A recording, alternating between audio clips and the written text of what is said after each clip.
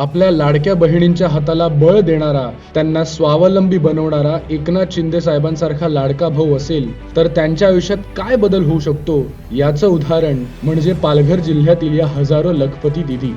राज्यातील ग्रामीण आणि आदिवासी भगिनींच्या आर्थिक प्रगतीसाठी केंद्र सरकारने लखपती दीदी योजना सुरू केली.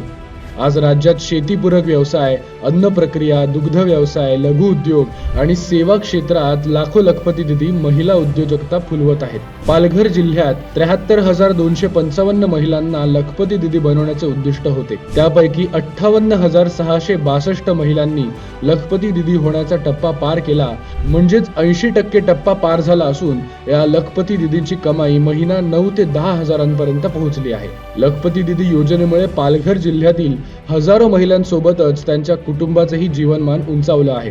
या प्रकारे शिंदे साहेबांनी आपल्या लाडक्या बहिणींना सक्षम बनवण्याचं पाहिलेलं स्वप्न आता सत्यात उतरताना दिसतंय.